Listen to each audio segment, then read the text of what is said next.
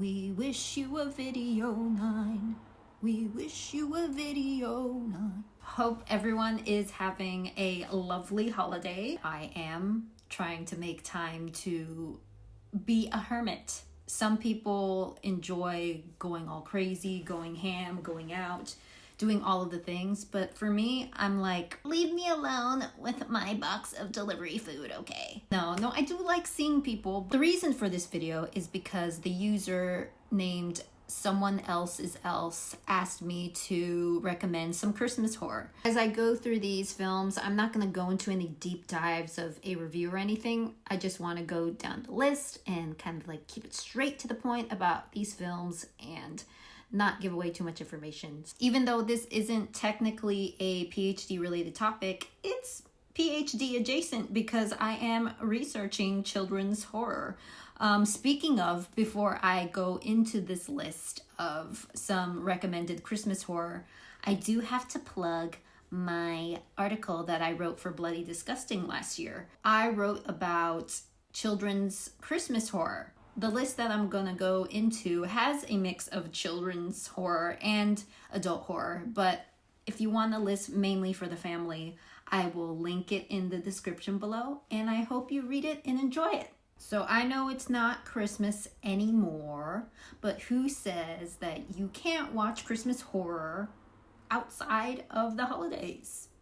You can watch Christmas horror anytime you want to. All of the film descriptions I'm about to read are coming from IMDb, by the way. My first recommendation is Silent Night. Silent Night came out in 2021, directed by Camille Griffin. Silent Night is about Nell, Simon, and their 3 sons getting ready to welcome friends and family for what promises to be a perfect Christmas gathering.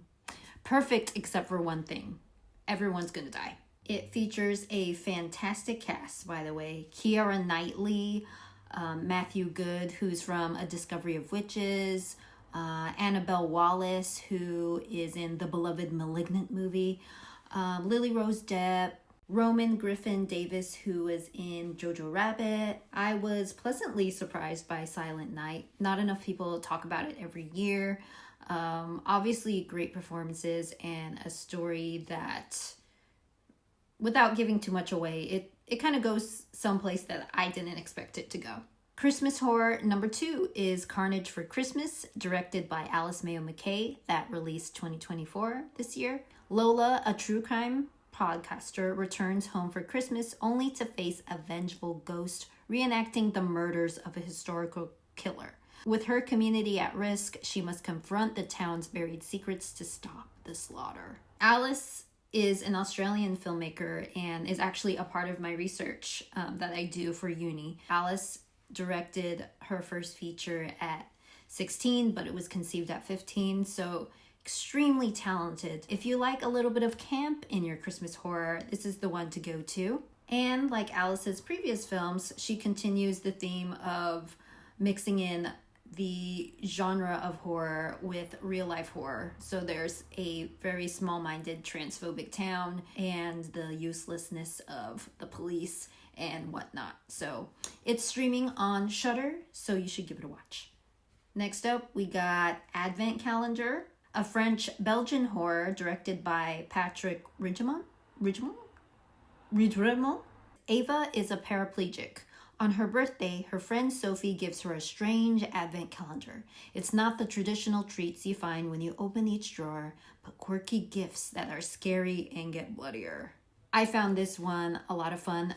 Also an underrated one, and we do have a main character that we're really rooting for. The film came out in 2021, but I think it's a great one that everyone should watch every year. And now we have something that's a little more action.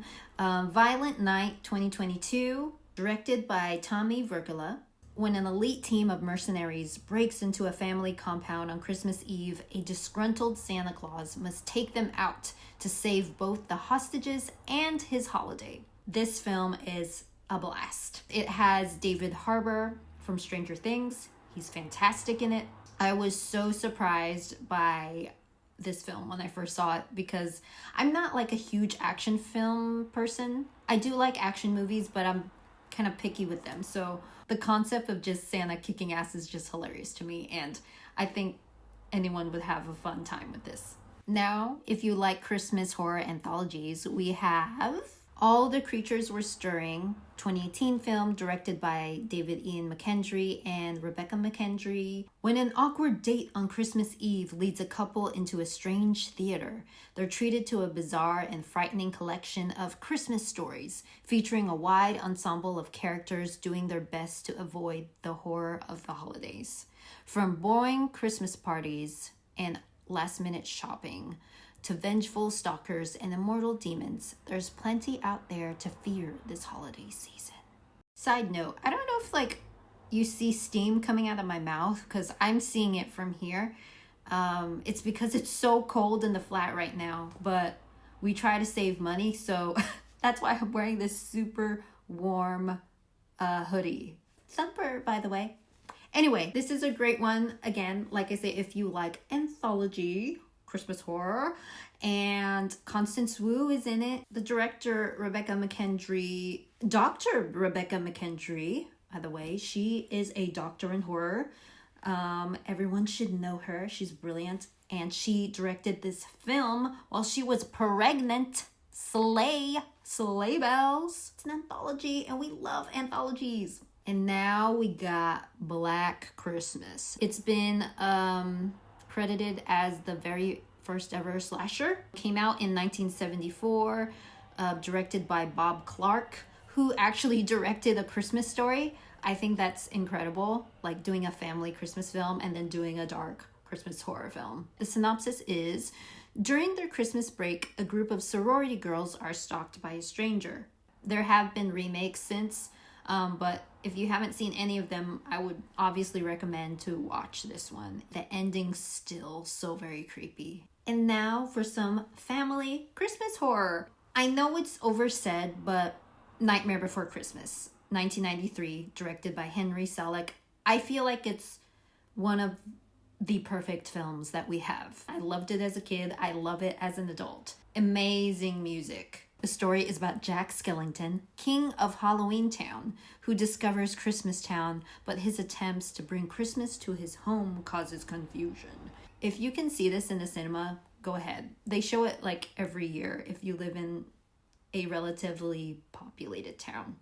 If you live in a smaller town, well, that kind of sucks, but it doesn't suck that you live there. I'm just saying that if you can see it on the big screen, it'd be nice. Another favorite, Gremlins, 1984, Joe Dante. You knew this was coming. A young man inadvertently breaks 3 important rules concerning his new pet and unleashes a horde of malevolently mischievous monsters on a small town. If you didn't know, it's also part of the reason we have PG-13 in the US, as well as Indiana Jones helped that happen.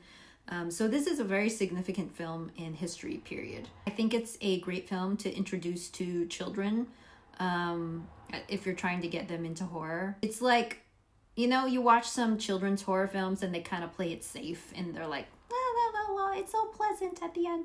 But Gremlins continues to be one of those films where it's like, oh, we're gonna kind of push it a little, but not traumatize you.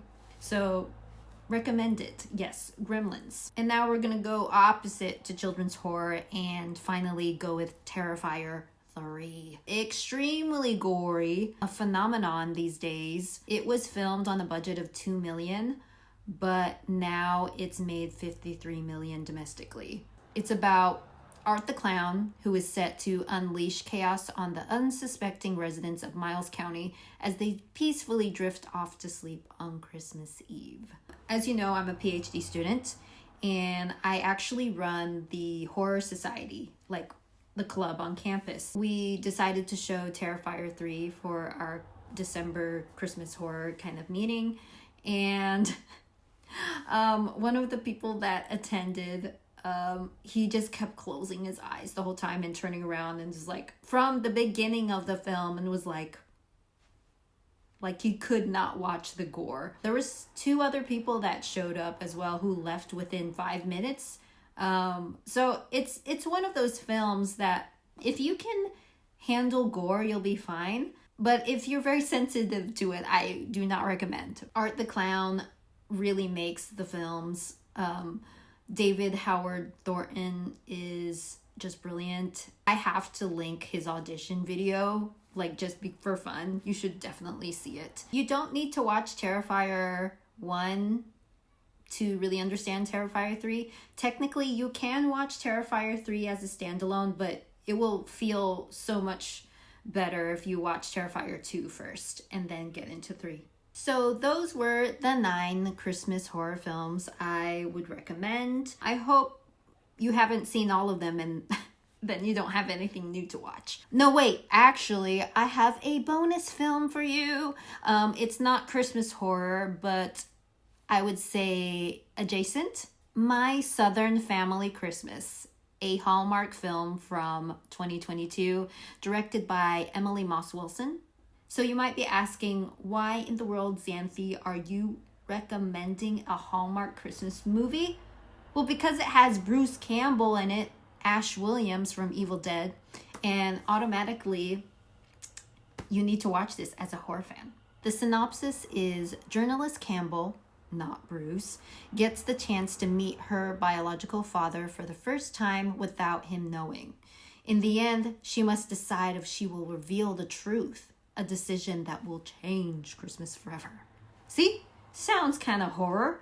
No, it's not at all. It's just a lovely family film to watch and just see Bruce Campbell being his Christmas era. Even though I love horror so much, I actually quite love just regular Netflix Hallmark Christmas films. They are just so funny sometimes. Like this year they had Hot Frosty and the Merry Gentleman, and I realized recently that I actually really enjoy the Princess Switch films. So I actually hope they'll bring back a fourth one. It has Vanessa Hudgens and stuff. Anyway, you didn't come here to discuss Netflix Hallmark movies with me.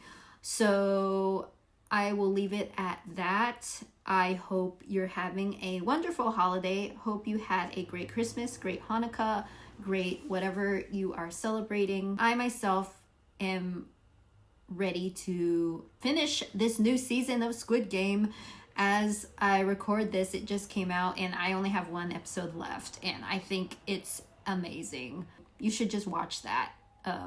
It's not a Christmas horror, but it's freaking great. It's Squid Game. Again, this wasn't very specifically to the PhD experience, but it is adjacent, and I'm always willing to just make videos based on your requests, even if it's not related to the PhD. I really appreciate you watching, and if you're subscribed to me, like, thank you so much, like, for listening to me yap. Very kind of you. So I am grateful for you, and I shall see you in the next video. Take care.